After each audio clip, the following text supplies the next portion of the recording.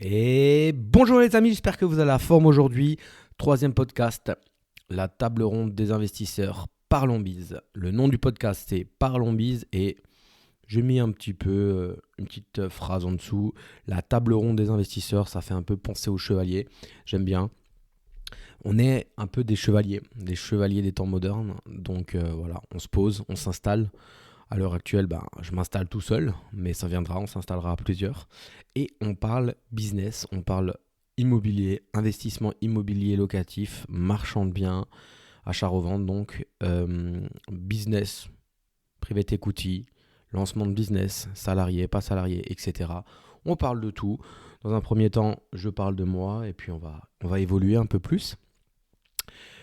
Donc je m'appelle Mickaël, j'ai 36 ans, je suis infirmier, père de famille, investisseur immobilier, marchand de biens, entrepreneur, coach dans l'Académie des investisseurs rentables chez Green Bull Campus.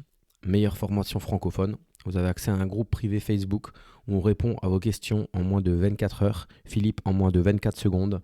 Et voilà, un peu pour la petite présentation.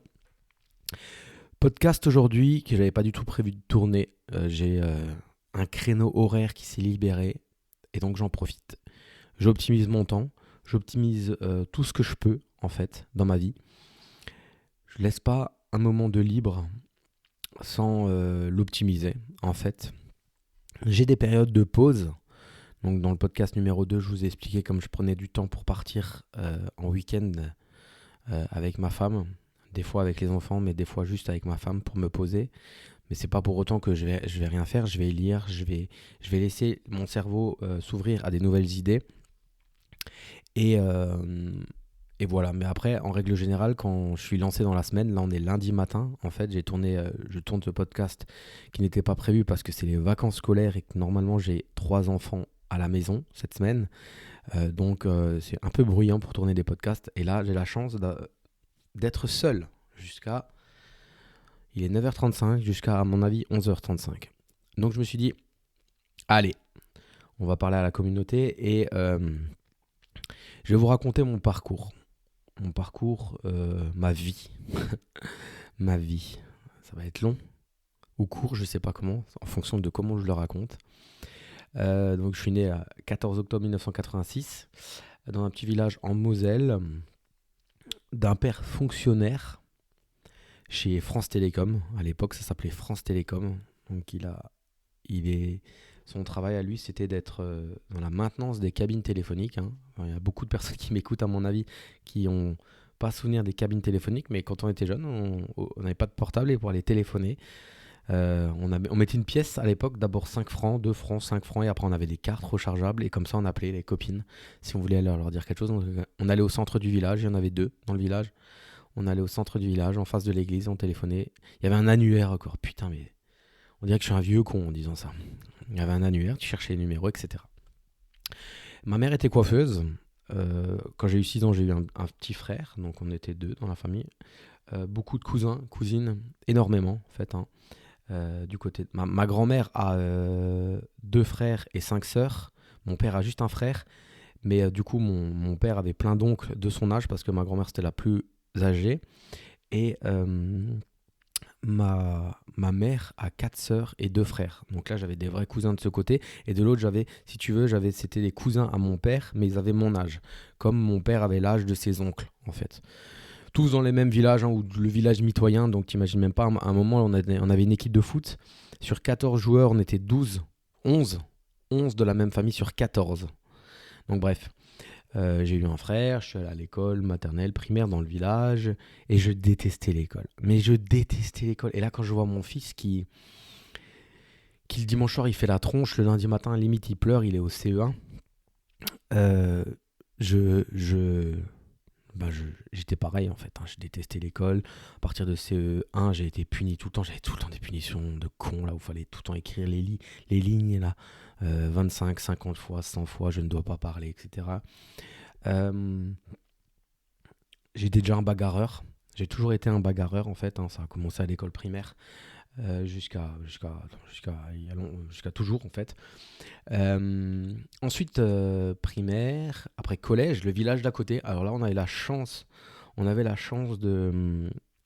d'avoir un collège à côté de mon village, genre à 3 kilomètres, qui regrouperait seulement, c'était un regroupement seulement de 6 villages. Si tu veux, tu avais 3 sixièmes, 3 cinquièmes, 3 quatrièmes, 3 troisièmes. Donc tu connaissais tout le monde. Et ça, c'était cool parce que du coup, tu étais quand même un peu coupé des gros collèges avec 10, 12, 15 classes, de la délinquance, de la drogue. J'ai vu la première fois du shit, je crois que je devais avoir 16 ans, quoi. Je l'avais pas vu au collège avant. C'est-à-dire que maintenant, bon, ça tourne un peu dans certains collèges. Bref, donc j'aimais toujours pas l'école, hein, mais vraiment pas. Euh, puis j'étais avec un petit cousin qui, lui, était premier de la classe, donc il fallait toujours faire comme Ludovic. Quand j'avais une note, mon père, la première chose qu'il me demandait, c'est combien Ludovic il a eu. Donc moi, j'avais 9, et Ludovic, il avait 17. Donc voilà, je me mettais souvent assis à côté de lui, et puis j'avais souvent un strabisme oculaire, tu vois. Donc je regardais à ma gauche pour essayer de tourner autour de 12-13 de moyenne, parce que sinon, voilà, c'était la crise à la maison. Parce que j'ai été éduqué toute ma vie. Toute ma vie, j'ai été éduqué en mode travaille bien à l'école, t'auras un bon job. Tu sais, comme dans Forrest Gump. Et la ville m'a donné un bon job. Et donc, c'est tout le temps ça, quoi. Faut apprendre à l'école pour avoir un bon job. C'était ce qu'on me rappelait toute ma vie. Derrière ça, quand j'ai fait ma petite communion, donc je suis issu d'une famille catholique, du côté, des deux côtés en fait, qui sont assez croyants. Moi, j'ai encore 2 grands-mères en vie, qui vont toutes les semaines à l'église et presque dès qu'il y a un enterrement, ils y vont. Donc j'ai déjà dit à ma grand-mère, j'ai dit tu vas terminer taré parce que genre s'il y a 3 enterrements, elle va aller 3 fois des enterrements. Je dis mais les enterrements c'est triste en fait. Donc t'es tout le temps triste quand tu rentres, t'es en bad le soir. Bref, ça a fait sa sortie, elle a ses copines, c'est très bien. Comme ça, elles voient toutes les deux du monde. Juste pour la petite anecdote, donc j'ouvre une parenthèse, hein, ça partira à nouveau en couille de toutes les 5 minutes, tant pis. Mes 2 grands-mères, paternelle et maternelle, ont 10 ans de différence, mais partent encore à l'heure actuelle, en 2023, à 77 et 77 et je sais plus, 85, je sais plus, on avait fêté son anniversaire au mois de septembre. Bref, elles ont 10 ans de différence, ouais, donc c'est pas possible. 75 et 85, ouais, ou 60, non, ouais, c'est un truc comme ça. Bref, on s'en fout. Il y en a une qui est moins vieille que l'autre, ou plus jeune que l'autre. Elles partent encore en vacances ensemble. Elles partent tous les ans en vacances ensemble. Mon frère travaille à la SNCF, donc elles ont le droit à 3 voyages dans l'année gratos. Elles vont à Lourdes et elles partent une fois aussi au ski. Elles vont pas skier, mais elles vont dans une station de ski, elles se posent avec un groupe d'amis. Donc voilà, c'est cool. J'aimerais bien, je leur ai déjà dit, j'ai dit vous avez une belle retraite et une belle vieillesse pour l'instant. Et ça, c'est l'infirmier qui parle. Bref, pour dire, ouais, donc je suis issu d'une famille, elles sont toutes les deux à la messe, elles prient pour moi, etc. Blablabla. Donc, ma grand-mère paternelle, j'allais beaucoup manger chez elle, et elle, c'était pareil, c'était le même discours, quoi. C'est apprends bien à l'école, t'auras un bon job. Derrière, c'était relayé par mon père, c'était relayé par ma mère. Ma mère qui a fait un CAP, je crois, ou juste un CAP coiffure. Et mon père qui est quand même allé jusqu'au bac pour après aller travailler chez les fonctionnaires. Il était fonctionnaire. Il y avait une salve d'embauche de fonctionnaires à son époque. C'était Mitterrand qui était président de la République. Et en fait, il était chez les PTT, ça s'appelait.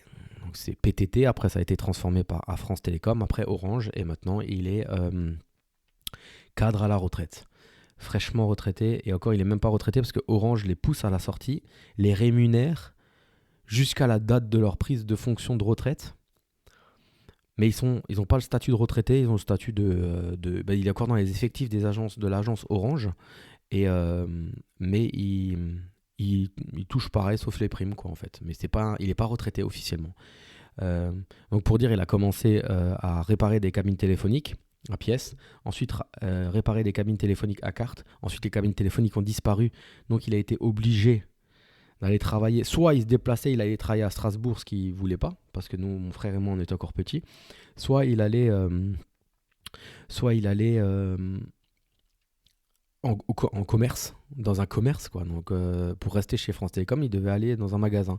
Chose qu'il voulait pas, mais on l'a forcé. Donc voilà. Encore une fois, l'importance de pouvoir être indépendant financièrement versus libre financièrement. Moi, je dis toujours, je me considère comme indépendant financièrement. J'y viendrai après. J'ai travaillé seulement 2 ans dans ma vie comme salarié. Le reste du temps, j'ai toujours été mon propre patron, donc pouvoir prendre mes propres décisions, etc. Euh, à contrario, libre financièrement, je pense que maintenant, je ne suis pas capable de pouvoir aller euh, aux Maldives, en Thaïlande, aux États-Unis pendant 5 mois et avoir les mêmes sources de revenus.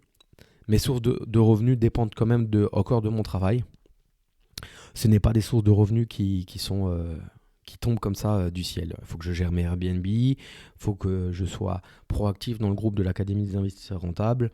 Sinon, on me dira, bah, écoute, on te paye quand même pour que tu répondes aux questions. Donc si je ne veux pas répondre aux questions et faire yalla, vacances toute l'année, je ne pourrais pas. Donc je suis indépendant financièrement, mais pas libre financièrement. J'en reviens à ma vie. Collège, beaucoup plus intéressé par les filles que par l'école. Coupe du Monde 98, champion du monde, j'étais en l'été qui passait de la 6e à la 5e. Donc je suis arrivé en septembre en 5e. Mon seul objectif, mon seul... j'étais câblé par les filles, mais aussi je voulais être footballeur professionnel. Donc j'ai signé dans un club de foot à Sarrebourg, quoi, hein, le club le plus haut en étant jeune. J'ai vite compris mes limites, hein, parce que quand tu joues dans un petit village de 1400 habitants et après que tu vas dans une ville de 15 000 habitants avec 3 équipes, tu es vite confronté à des joueurs qui sont meilleurs que toi, vraiment meilleurs que moi. Donc j'ai tout donné et puis petit à petit, cette idée m'est sortie de la tête parce que j'ai commencé à vite comprendre que derrière les mecs qui jouent au foot avec moi, qui étaient meilleurs que moi, n'étaient pas pris dans les centres de formation à Strasbourg, Nancy, MS. Donc voilà. Mais je voulais aller faire les tests quand même et mon père m'a toujours... Mon père me disait, t'iras faire les présélections dans les centres de formation si t'as 14 de moyenne. J'ai réussi à avoir 14 de moyenne et il m'a jamais envoyé. Sur le coup, j'en ai beaucoup voulu. Maintenant, avec le recul, je dis qu'il a eu raison parce que j'aurais été ridicule. Je pense que j'aurais été ridicule. Donc voilà, j'ai mon brevet. J'étais toujours par contre, avec des gens plus âgés que moi. Donc en 4e, 3e, je commençais à vouloir sortir les week-ends. J'avais un scooter. J'ai eu le droit d'avoir un scooter. Donc je squattais avec des mecs qui avaient déjà 18 ans, qui roulaient en voiture, etc. Quand j'étais en 4e, j'étais beaucoup avec des 3e. Donc mon année de 3e, je l'ai mal vécu parce qu'en fait, ils étaient déjà tous au lycée. Ils parlaient déjà tous... ils étaient au lycée, quoi. Donc ils allaient boire des verres, ils pouvaient sortir, ils voyaient du monde, ils voyaient plus de filles aussi. Et moi, j'étais cantonné encore dans mon petit collège en 3e et c'était long. L'année de 3e était très longue. Euh, je faisais en sorte d'avoir toujours mes 14 de moyenne. Et après, il fallait choisir. Le lycée, il fallait choisir quoi faire. Donc là, c'est nouveau pareil, quoi. C'est nouveau la même rengaine. Travaille bien, passe un bon diplôme et tu auras un bon job. Sauf que je n'avais strictement rien à foutre. Et je ne savais pas du tout ce que je voulais. Je ne savais pas du tout ce que je voulais. Là, Timéo, mon fils, le grand, mon beau-fils, hein, pour la petite histoire. Donc, c'est le fils de ma femme. Je l'ai connu quand il avait 2 ans. Je le considère comme mon fils. Donc, Timéo, il va aller en 3e.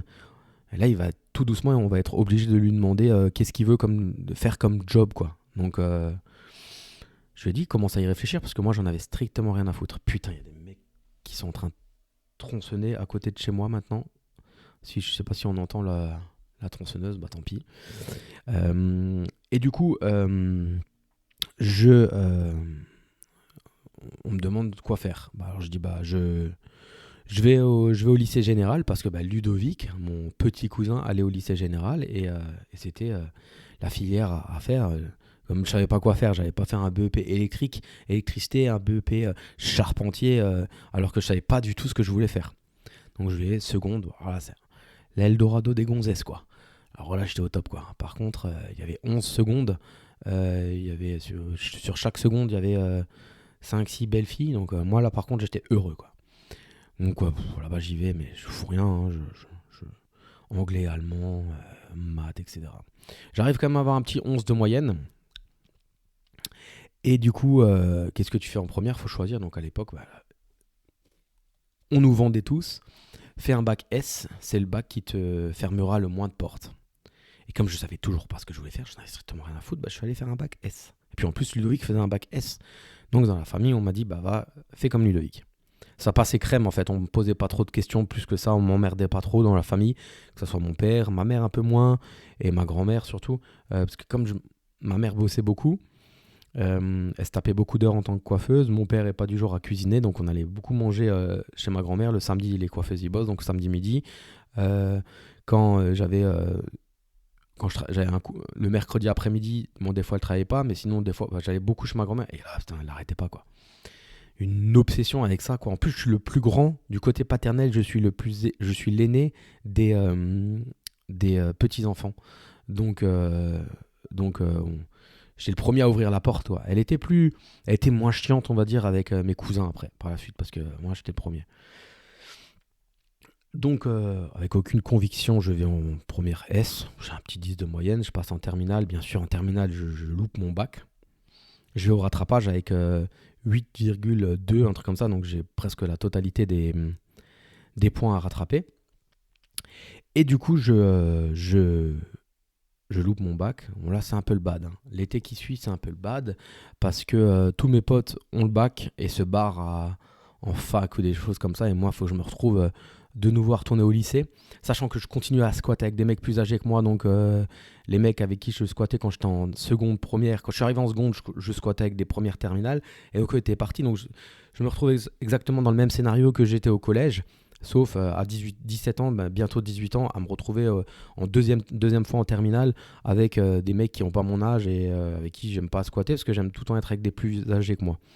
Donc j'ai le permis, donc là je commence à aller au lycée, je vais plus en bus, j'y vais en voiture. Bon, ça c'est pas mal parce que bon, j'étais toujours câblé gonzesse. Donc ça c'était bien. Et du coup, voilà, je me dis, bon, il faut quand même que tu te sortes les doigts un petit peu. Il faut quand même que cette fois-ci, tu aies ton bac parce que si tu le loupes, qu'est-ce que tu fais? Je savais toujours pas ce que je voulais faire. Et à l'époque, je sais pas comment que c'est maintenant, mais t'avais le droit de passer maximum 2 fois le bac dans le même collège, dans le même lycée. Après, il fallait que tu changes de lycée. Je dis, non, mais ça, je vais pas taper 3 terminales, t'es fou quoi. Donc là je commence à flipper un peu, je commence un peu à avoir la pression et je commence un peu à bosser. En parallèle de ça, toujours, on me dit toujours qu'est-ce que tu veux faire, mais je savais pas. Et dans la famille, on a quand même, j'ai une cousine du coup qui était en école d'inf déjà, qui était déjà en deuxième année à ce moment-là. Ouais, en deuxième année, j'avais mon parrain qui travaille à l'hôpital, qui est infirmier, ma tante, une grande-tante qui est aide-soignante. Voilà. Donc, à l'époque, c'est pareil, quoi, quand tu étais infirmier, il y a 20 ans en arrière, tu gagnais bien ta vie par rapport tu avais une différence entre le SMIC et un salaire d'infirmier qui commençait, qui était assez... qui avait... je pense que tu avais 30-40% de plus entre un SMIC et ton premier salaire d'infirmier. Depuis, ils ont augmenté le SMIC, mais ils n'ont pas augmenté au même niveau les salaires d'infirmier. Je te parle à l'hosto, quoi. Donc, je passe mon bac et en parallèle, je passe les concours d'infirmier sans aucune préparation. Donc, bien sûr, je les ai pas. C'est des écrits. Les écrits, je les ai pas. Par contre, le bac, je l'ai avec 10,00. J'ai été recherché. J'ai été recherché, mais je pense qu'ils ont vu aussi que derrière, tu sais, j'avais fait tous les trucs à option là, que tu n'étais pas obligé de faire, mais qui pouvaient te rapporter des points pour le bac. Moi, j'ai tout fait. Et donc, j'ai eu un 10,00 et je pense qu'ils ont augmenté une de mes notes. Voilà, bref, je l'ai eu. Donc là, il y a là, quoi. L'été qui suit, alors, juste, on s'arrête au bac. J'ai le bac, mais pour dire juste, à partir du moment où j'avais l'âge de 16 ans, j'ai toujours bossé par contre. Je voulais gagner du fric. Ça, c'est quelque chose que mes parents m'ont inculqué. Je dis toujours, j'en parlais avec mon frère, je suis pas issu d'une famille d'entrepreneurs ni d'investisseurs. Je suis issu d'une famille de salariés, de fonctionnaires, mais de travailleurs, de gros travailleurs. Que ça soit mon grand-père maternel est mort, je crois que j'avais 9 ans, même pas, ouais. Et il travaillait, il partait en déplacement. Mon grand-père paternel, il a travaillé toute sa vie. Il a eu mon père quand il a 19 ans, donc il n'avait pas trop le choix. Mes parents ont toujours bossé. Mon grand-père a construit sa maison, mon père a construit sa maison, mon parrain a rénové sa maison, mon frère a rénové sa maison, tout seul. Mon premier bien locatif, il a été rénové à 100%, à part les fenêtres et la chape, à 100% par mon père et moi et mon frère. Donc voilà, sur ça, j'ai toujours voulu bosser. Donc à 16 ans, je suis allé bosser dans une usine qui fabriquait des palettes. C'était la première canicule là, quand il y a eu plein de morts. Donc moi, je crevais de chaud dans cet entrepôt, mais j'ai bossé un mois et demi et 2 semaines en tant qu'ouvrier communal. Là, par contre, je me suis éclaté. L'été qui a suivi d'après, j'ai travaillé. L'été où j'ai loupé mon bac, j'ai travaillé dans une autre usine. Là, c'était moins la chaîne, c'était plus. Bah voilà, c'était tout ce qui était métallerie. Il fallait percer, il fallait souder, il fallait. Voilà. Et l'année où j'ai loupé mon bac, j'ai eu 18 ans. Donc là, par contre, mes parents m'ont dit: t'as loupé ton bac, on te donnait 10 euros par semaine. À l'époque, ils me donnaient 10 euros par semaine d'argent de poche. Là, ils m'ont dit: t'auras plus rien. Donc je suis allé bosser pendant les vacances de la Toussaint, je suis allé bosser pendant les vacances de Noël, je suis allé bosser pendant les vacances de Pâques. J'ai fait vacances de Noël, j'étais dans une scierie, quoi. Je rentrais le soir, j'avais plus de bras, à force de soulever les planches et les chevrons, etc. J'étais avec le fils du patron qui se foutait de ma gueule en plus toute la journée. Il devait être jaloux à mort. Il avait 2-3 ans de plus que moi, mais je sais pas, il m'avait bien saoulé le jour-là. J'ai fait la semaine juste avant Noël. En fait, Noël, c'était le samedi. Et je travaillais la première semaine du lundi au vendredi. Je me suis dit comme ça, je me fais un petit... Et je m'étais fait... J'avais bien gagné en intérim, j'avais vraiment bien gagné. Et après, il y avait Noël et je m'étais gardé la semaine entre Noël et Nouvel An de repos. Et donc, voilà, j'ai mon bac. Et donc, l'été qui suit, mon père, il me dit, chez Orange, on prend un job d'été pour la première fois, on prend un job d'été, ça t'intéresse? Moi, direct, bien sûr que ça m'intéresse. Donc je pars en formation à Nancy pendant 3 jours pour un peu me former sur les logiciels, etc. Aucune notion en vente, hein. Et là je me pointe début juillet, chemise, pantalon, coiffé, des nanas qui viennent toutes les 5 minutes dans l'agence. Tu vois, tu brasses quand même beaucoup de monde, tu tchatches, tu parles, tu vends des téléphones, etc. Tu commences à toucher des primes pour chaque téléphone que tu vends. À l'époque, on avait des modems Sagem. Sur chaque modem Sagem que tu arrivais à transformer en Livebox, tu touchais 3 euros de prime. 3 euros de prime pour basculer quelqu'un qui a un modem à une Livebox, quoi. La vie, quoi. Donc, il se passe un mois, j'ai mon salaire. Deuxième mois, le mois d'août, j'ai mon salaire avec les primes du mois de juillet. Ouais, non, mais là, je me fais des salaires de proche de 2000 euros. J'ai 18 ans, quoi. Et donc, j'étais parti sur je vais être infirmier, donc je vais repasser les concours. Donc, pour mettre toutes mes chances de mon côté, je m'étais inscrit à une prépa. À Strasbourg, il y a une école privée qui fait les prépas pour les concours infirmiers. Mais la prépa, elle commençait qu'en décembre. Bref, tu faisais décembre, janvier, février, mars, avril. Sachant que avril, c'était les concours et mai, c'était les oraux. Parce que c'est une partie écrite, il faut avoir minimum 10 sur 20 à l'écrit. Et après, tu passes des oraux. Et là, moi, au mois d'août, début septembre. Donc, du coup, moi, j'étais libre jusqu'en décembre. Et en fait, Orange, ils avaient besoin, parce qu'ils avaient un arrêt maladie, ils avaient besoin de moi encore. Donc, je dis à mon père, je dis: non, mais t'es fou, moi, je vais plus la prépa, laisse tomber. Hein, moi, je reste là. Et mon père me dit: mais t'es fou, mon jeune, t'as juste le bac. Et en fait, tu sais ce qu'il faut pour être juste un commercial chez Orange. Qu'est-ce qu'ils demandent comme diplôme? Ils te demandent un bac plus 4, bac plus 5, quoi. Ils demandent un BTS vente, après une licence, après un master, etc. Toi, jamais de la vie, ils vont t'embaucher. Jamais de la vie. Ou alors, ils vont t'envoyer à droite, à gauche, à chaque fois avec des CDD, et tu resteras jamais à Sarrebourg. Il m'a dit: oublie. Donc, j'ai oublié. J'ai bossé septembre, octobre, novembre, et je suis allé à l'école début décembre, et j'avais nouveau 2 semaines de vacances en décembre. Ils m'ont demandé si je voulais venir pendant les fêtes. J'ai tout de suite dit oui, quoi. Parce que, genre, j'ai bossé du 20 au 2 janvier. Après, j'ai repris les cours. Mais je me suis gavé. En 2 semaines, j'ai gagné presque 1300 euros. Donc, moi, j'ai toujours fait face au travail. Toujours, j'ai jamais refusé de bosser. Le travail ne m'a jamais fait peur. Acheter une ruine et faire la démolition moi-même, ça m'a jamais fait peur. Le dernier appartement qu'on a rénové, un peu tout seul, mon père et moi, il fallait monter 5 étages. J'avais 45 ou 50 paquets de parquet. je les ai montés. Je suis allé les charger avec ma camionnette, je suis allé les monter, aller-retour. Il était 15h. Je devenais taré. Parce que tu montes, tu descends, tu montes, tu descends, tu montes, et ça se termine jamais, quoi. Et c'est là que j'ai découvert les Gentleman Investisseurs. Et pendant les 2 heures-là, je me suis tapé une grosse partie de leur podcast. J'avais les oreillettes et je faisais ça. Donc pour dire encore une fois, optimisation du temps à fond les ballons. Donc pour en revenir à cette prépa, donc cette prépa me briefe mais au taquet et me sert encore maintenant pour vous dire, les amis, on parlait de ça dans le premier épisode, que toutes les associations, dans toutes les associations, même si vous pensez qu'à un moment vous avez fait le choix du mauvais associé, dans toutes les associations il y a quelque chose de bon à prendre à votre associé, et ben dans toutes les formations il y a quelque chose de bon à en retirer, même si vous croyez que cette formation elle sert à rien.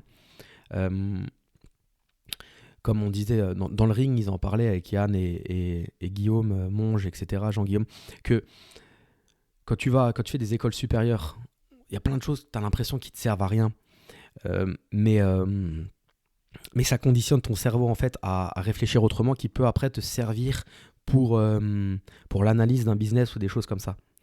C'est une vision en fait. Tu vois, Yann Darwin, il a pas fait d'études supérieures. Il a une vision. Il est avec Guillaume Monge, qui lui a fait des études en Suisse, et ben, qui va avoir une autre vision parce que il a été formé dans un certain cadre. Et c'est ce que moi j'essaie d'inculquer à tout le monde, et surtout à mes enfants, c'est que la notion travail que mes parents m'ont inculqué, ça c'est clair et net, ils y passeront. Mais c'est clair et net. Il faut qu'ils bouffent de la merde pour un moment comprendre il faut qu'ils bouffent de la merde pour savoir au moins ce que c'est. Que c'est dur, et savoir que des fois, tu peux travailler avec des métiers super merdiques pour être payé des clopinettes. Et après, à eux d'être intelligents et malins et de faire en sorte que ça ne soit pas leur routine quotidienne et que ça ne soit pas leur rat race, mais de l'avoir connu quand même. La semaine dernière, je les ai fait balayer, ranger, etc. Nettoyer à un caniveau pour qu'ils comprennent qu'il y a des gens qui font ça toute la journée et qui sont payés des clopinettes. Mais que eux, sans forcément travailler bien à l'école, mais c'est sûr que s'ils travaillent bien à l'école, ça peut aider, c'est clair et net. Derrière, ils auront le choix de ne pas avoir à le faire et de pouvoir déléguer ça. Et après, chacun fait sa life. Si eux, leur délire, c'est et qu'ils sont bien à nettoyer un caniveau, il n'y a aucun problème à ça. Mais moi, je leur ouvre un panel de choses qu'ils peuvent faire et un panel de choses où ils auront des options. Moi, si tu veux, on m'a pas donné d'options. On m'a juste dit, il faut travailler à l'école pour avoir un bon job et être un bon fonctionnaire. Parce qu'à un moment, c'était, va faire infirmier, quoi. Du coup, comme toute ma famille était infirmier, va faire infirmier, tu auras un bon job. Non, mais c'était il y a 20 ans où infirmier, c'était bien payé. C'est fini, ça. Tu vois, moi, donc du coup, vous savez, j'étais infirmier, mais mon premier salaire, il n'y avait même pas le 4, quoi. Il n'y avait même pas 1400. Il y avait 1380 parce que j'ai commencé le 3 avril 2009. Et du coup, il y avait 3 jours qui manquaient.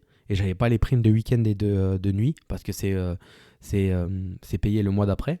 J'avais même pas 1400 €. Non, mais la déception de ouf. Tu vois, enfin, voilà. Donc je reviens, j'ai eu mon bac, j'étais en prépa d'école d'inf. Et du coup, pour dire, la prépa, elle m'a vraiment bien aidé parce qu'on avait des cours on préparait les oraux. Donc on avait une nana qui nous préparait à communiquer en bon français. Et c'est là que j'ai vu que j'avais énormément de lacunes à l'écrit. Mais ça, je le savais. À l'écrit, et encore maintenant, j'en ai. Je fais énormément de fautes d'orthographe. Et je me relis pas, je m'en fous, en fait, ça me saoule. C'est surtout ça, c'est que ça me saoule. Mais j'avais énormément de lacunes aussi voilà, quand tu es en face quand tu passes un entretien se prépare. Ça, c'est aussi quelque chose que j'ai appris. Un entretien se prépare. N'importe quel entretien où tu vas, ne le prends pas à la légère parce qu'un entretien se prépare.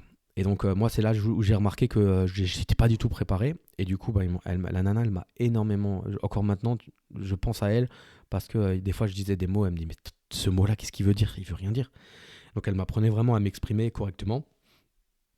Et sur les 4, j'ai fait 4 concours. J'ai eu les 4 concours. À chaque fois, j'avais du 13-14 à l'écrit. Et par contre, j'avais du 18. La plus mauvaise, c'était 18, 18,5, 19, 19,5. À Saverne, j'ai eu 19,5 à l'oral. Je les ai bluffés, mais je le sentais. En plus, quand je suis arrivé dans la voiture après l'entretien, j'étais là, mais je les ai défoncés. Ils essayaient de me coincer sur des trucs, je savais. J'étais bon, en fait, j'étais bon. Et c'est là aussi que j'ai remarqué, d'où aussi le fait que je veux faire ce podcast. Un moment, tu sais, il faut savoir où on est bon. Donc Pierre Albertini dit toujours appuie là où c'est bon et délègue là où tu es moins bon. Je pense que c'est très très vrai, surtout pour toutes les personnes qui veulent avancer vite, avancer très vite. Il faut en fait mettre le paquet là où on est bon et déléguer le reste. Et voilà, moi j'aime bien parler, j'aime bien transmettre, j'aime bien faire frémir les personnes qui m'écoutent aussi. Je pense que malheureusement il n'y a pas de théâtre dans mon secteur, sinon je pense que j'en ferai. J'adore ça, j'adore être sur la scène en fait, voilà, il y a pas, toutes les personnes qui me connaissent le savent. J'adore être sur la scène, pas pour qu'on me regarde et parce que j'aime ça en fait, je sens que je suis bon, donc en fait quand tu sens que t'es bon t'as envie de le faire, et donc voilà. J'en reviens à mes entretiens que j'ai eu. Donc j'ai eu 4 concours. J'ai reçu les 4 concours. Donc j'avais Sarrebourg, là où j'habite, à 10 minutes en voiture, 10-15 minutes en voiture. J'avais Saverne, là il y a déjà 25-30 minutes en voiture, c'est en Alsace. Il y a Strasbourg, là c'est déjà 1 heure, il faut prendre un appartement. Et il y a Nancy, aussi il faut prendre un appartement. Sachant que la prépa avait coûté 4 500 € pour 7 mois, hein, et court que le matin en plus, hein, donc t'imagines le truc. Donc je suis parti du principe où mes parents avaient investi en moi 4 500 € pour une prépa. J'allais pas leur faire payer pendant 3 ans encore un appartement en fait, hein. Donc j'ai choisi Sarrebourg pour la facilité aussi de dormir chez papa maman encore tous les soirs, d'avoir les repas qui sont tout faits, pas besoin de faire le ménage, pas besoin de faire le linge, etc. Et quand même la pensée à me dire que voilà, je leur évite les frais de train, d'appartement, etc. Et du coup, je commence la rentrée en septembre. Mais ma grand-mère paternelle, qui peut être gentiment pénible, hein, c'est gentil ce que je dis, mais qui peut être castratrice et mettre un peu la pression par moment, me dit quand même, Michael, renseigne-toi. Ça, elle me l'a dit pendant que je faisais la formation, la prépa, avant les concours. Renseigne-toi, il me semble que tu as le droit à Pôle emploi pendant la formation infirmier, vu que c'est une formation où ils sont en manque d'infirmiers. C'était ça le discours à l'époque, il manquait d'infirmiers en France, donc si tu avais travaillé, on te propose, on te rémunère. Ça aussi, hein, moi comme j'aime gagner de l'argent, je me suis renseigné pendant que j'étais en prépa, et il m'avait dit il faut avoir travaillé 6 mois sur les 24 derniers mois. Donc je fais vite le calcul, j'avais travaillé juillet, août, septembre, octobre, novembre, j'avais travaillé à Noël. Donc en fait, ce que j'ai fait, dès que j'ai eu les concours d'inf en juin, j'ai commencé à bosser. Donc j'ai fait juin, juillet, août, et fin août, je me suis inscrit chez Pôle emploi. Et je vais m'inscrire, j'envoie tous les papiers, et je crois début octobre, je me connecte sur mon espace membre, et là je vois 500 €, quoi. J'étais fin heureux. Un virement, que j'allais avoir un virement de 500 €, j'étais fin heureux. Et en fait, c'était 29 € par jour, et moi j'avais calculé. Et comme j'avais commencé la formation que mi-septembre, j'avais 500 €. Mais en fait, le mois d'après, j'ai eu à peu près 1000 et quelques. Et en fait, ce que j'ai capté, c'est que les 29 € par jour, c'était du lundi au dimanche. Mais alors là, j'étais heureux, mais heureux. Et je téléphone, et j'envoie un mail, ou j'envoie un courrier, je sais plus, à Pôle emploi. Et Pôle emploi me dit non, mais ça, c'est jusqu'à la fin de votre formation. Non, mais alors là, c'était le Père Noël, quoi. J'avais bossé 7 mois et demi. Et on allait me rémunérer pendant 3 ans. Parce qu'à l'époque, c'était comme ça. Il fallait avoir travaillé 6 mois sur les 24 derniers mois. Alors, disclaimer ou parenthèse, j'ai bossé. J'ai bossé. Je n'ai volé cet argent de Pôle emploi à personne. À aucun moment, je me dis merde, ça aurait pu aider d'autres et ça, j'ai volé l'État, etc. Parce que dans ma promo, on était 44. Il y avait des gens qui avaient, comme moi je faisais la prépa, des gens qui avaient eu le bac comme moi, et au lieu d'aller en prépa, eux ils sont allés en fac. Tu sais, comme tout le monde va après le bac S, tout le monde va en fac. Et au mois d'octobre, ils sont tous chez papa-maman parce qu'ils ont arrêté la fac parce que c'est trop dur. On en connaît tous des gens comme ça. Et en octobre, ils étaient à la maison. Et qu'est-ce qu'ils ont fait de octobre jusqu'à septembre de l'année d'après, où ils étaient avec moi dans ma promo? Ils ont rien foutu. Ils ont rien foutu. Ils sont pas allés bosser. Mais je dis, pourquoi t'es pas allé bosser? Ben où? Mais je sais pas. T'as 19 ans, à l'usine, n'importe où. Tu t'inscris dans une agence intérim, tu vas n'importe où, tu vas faire serveur, serveuse et ça. J'en avais 3 comme ça dans ma promo. On avait 1 an de différence, ça avait 1 an de moi juste parce que moi j'avais l'année d'avant loupé le bac. Ils ont pas bossé. Ils ont pas bossé. Du coup, ils ont fait 3 ans et demi, parce qu'à l'époque c'était 3 ans et demi l'école d'infirmier, 3 ans et demi sans 1 euro. Sans 1 euro. Quand tu leur disais on va boire un verre ce soir ou on va manger entre midi, on avait un self, mais des fois on allait au McDo, on allait manger le kebab, on allait au resto même. Et derrière,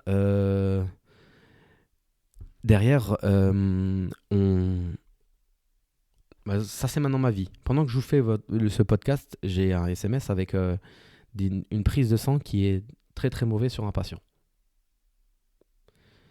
Donc voilà, on va accélérer et puis après j'appellerai. Voilà, ça c'est ma vie. Donc je vous dis, je suis encore pas libre financièrement parce que si je suis aux Maldives avec un décalage horaire, je peux pas gérer ce genre de choses. Donc là, il faut que j'appelle le médecin pour peut-être hospitaliser la patiente. Bref, je disais quoi? Ouais. Le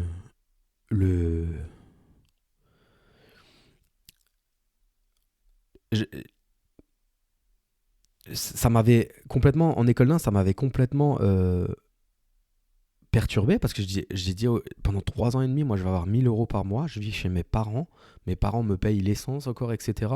Et eux, en fait, juste parce ils sont pas allés bosser en fait.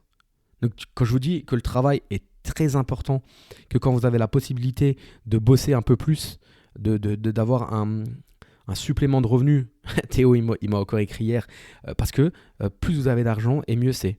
Et mon associé il m'avait mis un commentaire sur le premier épisode où je disais je vous encourage à avoir plus d'argent. Il s'est un peu foutu de moi en me disant waouh, quel super conseil. Mais oui, regardez cet exemple là, moi j'ai bossé que 7 mois, j'ai été rémunéré par Pôle emploi pendant 3 ans.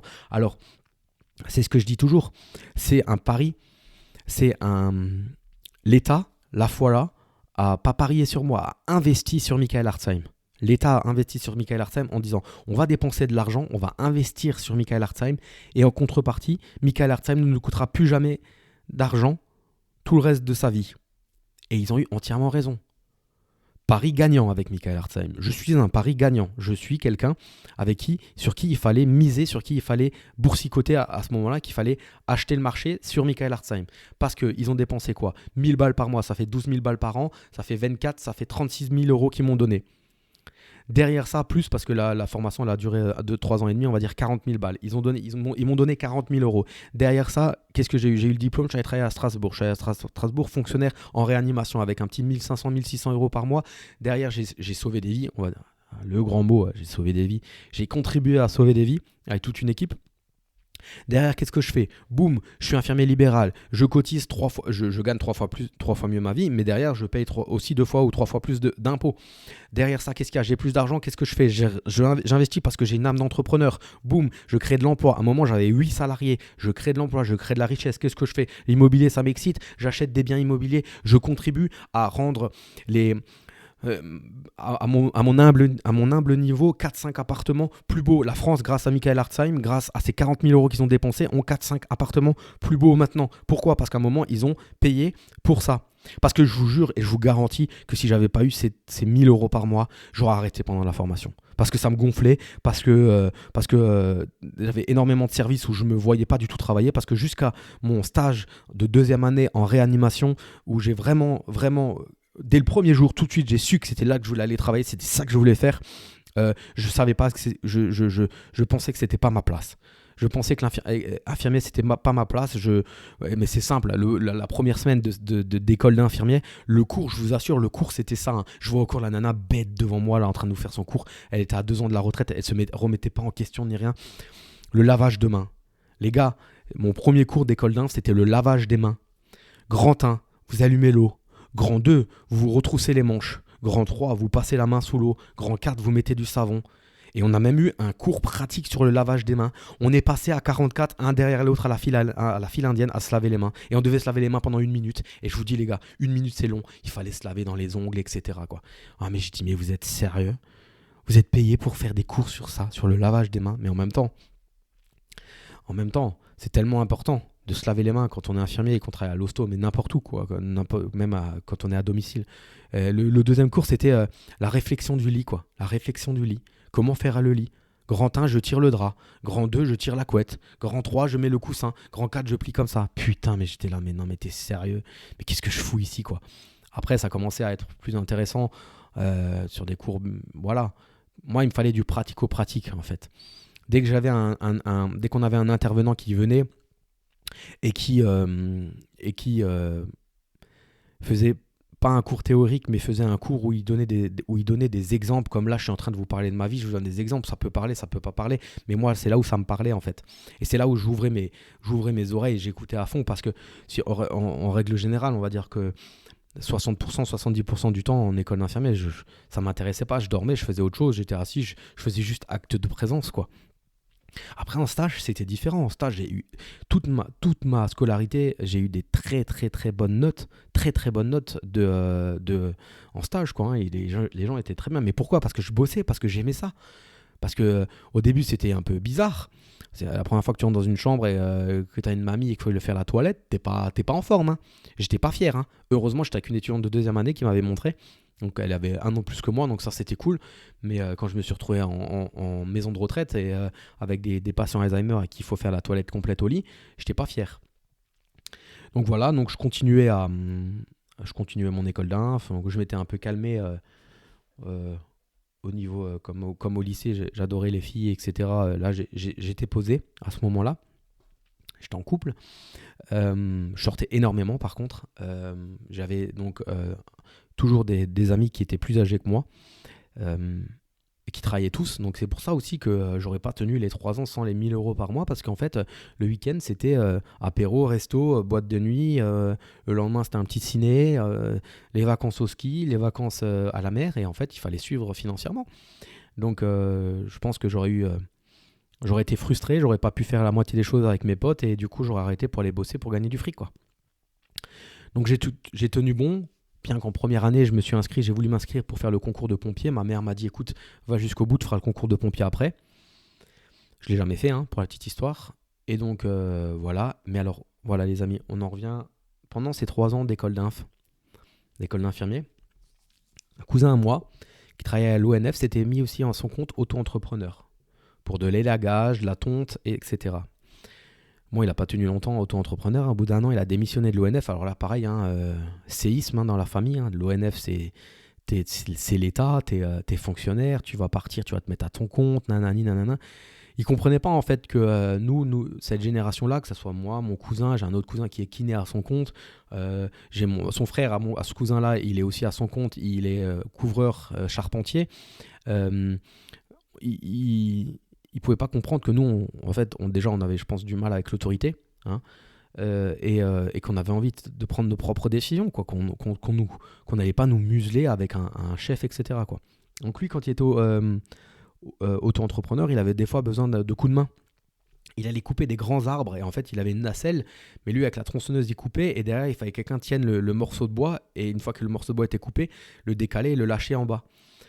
Et donc, souvent, j'avais les cours jusqu'à 16h, et à 16h, 16h20, 16h15, 16h20, j'étais chez lui, je me changeais, et on partait, et on travaillait jusqu'à 19h, 19h30 le soir, au mois de septembre, mai, juin. Ouais, mai, juin, quand il faisait nuit un peu plus tard.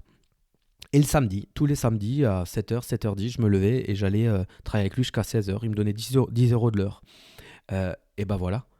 J'aurais pu aussi rester chez moi et dire non, mais j'ai 1 000 € par mois, je reste chez mes parents, etc. Non, j'ai continué à bosser. Je continue à bosser et ça me plaisait. En plus, il y avait moins besoin de réfléchir il y avait moins de pression que quand tu es en stage et que tu as énormément de pression à l'hôpital, etc., quoi. Donc voilà, j'ai continué à bosser. Ce qui me. Ce qui me. Alors là, les amis, vous avez vécu en live. J'ai dû couper. Mes 2 premiers podcasts, j'ai réussi à le faire d'une traite, j'ai réussi à couper. Je sais pas si ça va s'entendre, etc. Mon père, il s'est pointé. La prochaine fois, je ferme la porte à clé. Il s'est pointé parce que je lui ai envoyé un message pourtant ce matin pour lui dire de ne pas venir avant que je lui envoie un message. Et ben non, il s'est pointé parce qu'il doit me tirer une prise dans ma chambre parce que j'ai des rallonges partout. Et voilà, les joies du direct. Donc, je disais, j'ai travaillé pendant les 3 années d'école d'ingé, j'ai travaillé, j'ai gagné de l'argent, j'étais payé en liquide et c'est ce qui me permettait de payer mes soirées. euh, et de pouvoir mettre de l'argent de côté. Sachant que j'ai mis de l'argent de côté, sur les 1000 euros, je mettais environ 300 euros de côté sur 1000 et c'est pas du tout assez. Pas du tout assez. J'ai réalisé après coup que je claquais trop de thunes dans les sorties, dans les vacances, etc. Bon, c'est simple, hein, je partais une semaine au ski en février, je partais une semaine au ski à Pâques, je partais une semaine de vacances en été, voire même 2. Et en fait, ça partait là. Plus les week-ends, c'était des samedis soirs à 100, 150 euros. Et en fait, voilà. 300 euros sur 1000 ou 400 des fois, c'était vraiment, vraiment pas assez. Ensuite, j'ai loupé l'oral. J'ai loupé la pratique de mon examen infirmier. C'était une période où je venais de me séparer, où j'étais en période de séparation, etc. Donc, j'étais pas bien dans ma tête. J'ai fait de la merde du début jusqu'à la fin, de 8h à midi jusqu'à ce que la nana parte. J'étais en stress et j'ai fait n'importe quoi. J'ai eu 8 sur 30, ce qui est éliminatoire. En dessous de 12 sur 30, c'est éliminatoire. Tu fais un mémoire et tu fais de la pratique. Et ils font une moyenne des deux. Le mémoire, j'avais eu 27 sur 30. La pratique, j'ai eu 8 sur 30, ce qui est éliminatoire. J'aurais eu 12 sur 30, c'était bon, je l'avais. Bref. Donc là, il se passe une grosse période de ma vie où je suis un peu en bad. Parce que du coup, moi, je me retrouve célibataire. Euh, je suis... Du coup, je dois attendre 6 mois avant de repasser mon examen. Et pendant cette période-là, je veux rien savoir de personne, je sors pas. Je suis vraiment en bad. Et du coup, mon parrain dit à ma mère, il dit, écoute, mon parrain l'infirmier, il dit, il faudrait quand même que il remonte en selle et qu'il fasse quelque chose parce que derrière, il peut pas rester couché jusqu'à 13h, dormir jusqu'à 13h et ça. Et mon père, ils étaient un peu tristes pour moi, donc ils me secouaient même pas trop parce qu'ils voyaient que j'étais pas bien. Il y avait l'examen qui était loupé, plus la rupture sentimentale, donc ils m'ont pas trop fait chier. Mais à un moment, ma mère me dit, bon, Philippe, mon parrain, il peut avoir un poste d'aide-soignant pendant 1 mois en maison de retraite, là où il travaille. Sur le coup, j'étais pas chaud et après, je dis, vas-y, faut que tu bouges. Ça m'a fait énormément de bien. Et c'est là où on en revient toujours au même. Être dans l'action te fait sortir des fois d'une dépression. Et du coup, je suis allé bosser pendant 1 mois. J'ai bossé, j'ai gagné de l'argent, j'ai appris à travailler avec une nouvelle équipe que je connaissais pas, donc ça m'a fait du bien, ça m'a fait arrêter de penser à mon ex, ça m'a fait arrêter de penser à mon diplôme que j'avais loupé. Et du coup, je suis venu assez frais pour mon nouveau stage et j'ai eu 28 sur 30. À la deuxième pratique, j'ai eu 28 sur 30. La première fois, j'avais eu 8 sur 30 et la deuxième fois, j'avais eu 28 sur 30. C'est fou à quel point je suis devenu un meilleur homme et un meilleur infirmier. Hein, pour vous dire comme le système était mal fait. J'aurais été major de promo, en fait, si j'avais eu cette note la première fois. Bref, je m'en fous complètement. Et du coup, euh, je suis allé travailler. Donc, quand j'avais postulé la première fois, parce que j'avais postulé avant d'avoir les résultats de mon examen, quand même, à Strasbourg, j'avais demandé la réachir cardio. Parce que j'avais un copain à moi qui était là-bas. J'étais parti au ski avec lui. Il était en école d'inf, la promo au-dessus de moi. Il m'avait raconté comment que c'était. Il n'y avait pas de place. Et pour vous dire, comme des fois tout est lié, quand j'ai repassé mon diplôme, 6 mois après, j'ai repostulé à Strasbourg cette fois-ci, et là, cette fois-ci, il y avait de la place. Ils avaient besoin de 6 personnes. Donc j'ai eu ce poste en réachir cardio, et donc je suis allé travailler là-bas pendant presque 2 ans, presque 3 ans, 2 ans et demi. Mon frère, à l'époque, passait son bac pro à la SNCF en alternance, et il travaillait à Strasbourg, la semaine où il travaillait. Les deux, en fait, il était soit en cours, soit les 2 fois, il était à Strasbourg. Et là, pareil. Donc, en moyenne, je gagnais 1500 euros, 1600 euros. Et en fait, ce que j'ai fait, j'aurais pu prendre un appartement. Mais en fait, on a décrété avec mon frère qu'il y avait suffisamment de place. On a acheté encore un matelas et j'ai dormi sur un matelas pendant 2 ans et demi pour économiser de l'argent. Mon père et ma mère payaient le loyer et moi je leur donnais juste 100 euros par mois et en fait ça m'a permis comme ça de mettre sur un salaire de entre 1500 et 1600 euros par mois, ça m'a permis de mettre pendant 1 an et demi 800 euros de côté. Donc j'avais mon salaire le 27 ou le 28 je crois que c'était et je faisais un virement direct sur le PEL. J'avais un PEL à 4,50 direct sur le PEL, je faisais un virement de 800 euros et j'y touchais plus. J'y ai touché une fois en 1 an et demi, c'est quand je suis parti en vacances au Club Med. C'était 1007 la semaine et donc là j'ai dû aller rechercher les sous. Ouais, dans le PEL c'était pas possible, mais je mettais pas tout dans le PEL, les 800 euros, mais j'avais déjà un livret A qui était bien fourni, j'avais déjà un peu mis l'argent que j'avais mis de côté quand j'étais en école d'inf. Et donc quand au bout d'1 an et demi d'infirmier libéral, je, je veux un peu prendre mon envol, je veux un peu acheter une maison, ben là, le crédit, il était au top, quoi. J'étais passé par un courtier parce qu'à l'époque, j'avais pas cette notion de monter mon truc bancaire tout seul. Et du coup, en fait, le courtier, il a encore dit la banquière a encore dit au courtier, elle a dit, j'ai jamais vu ça. Le jeune, il a 23 ans, j'ai jamais vu ça. Parce que je me faisais des notations sur mes relevés de compte à l'époque. Je me notais tout. Je me faisais déjà en fait un tableau Excel avec mes dépenses, mais à la main sur les relevés de compte. Et, euh, et du coup, j'ai eu mon crédit, j'ai mis un peu d'apport, et puis j'ai acheté une maison en ruine, à l'époque 33 000 euros, 70 mètres carrés, on a tout refait avec mon père. Et ça, c'était le début de ma, comment dire, de mon appétence pour les travaux et l'investissement immobilier. En parallèle aussi, ce que je faisais pendant les 2 ans et demi, 3 ans d'infirmier à l'hosto, des fois j'avais le mardi, mercredi, jeudi de repos, quoi, mais je devenais fou, quoi. En plus, j'étais toujours célibataire et je m'ennuyais, quoi, en fait, parce que mes potes ils travaillaient la semaine. Du coup, ce que j'ai fait, je m'étais inscrit en intérim, en fait.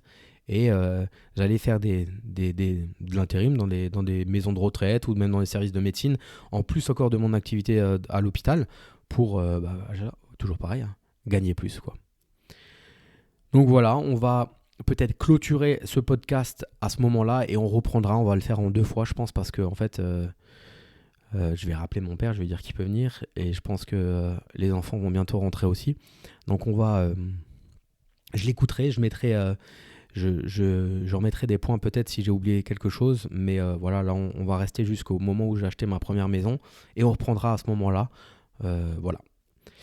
Pour toutes les personnes qui veulent me suivre, l'investisseur boxeur sur Instagram, ma chaîne YouTube investisseur boxeur, j'ai aussi un TikTok, mais ça on s'en fout, c'est un peu nul. Voilà, vous pouvez liker, mettre 3 étoiles.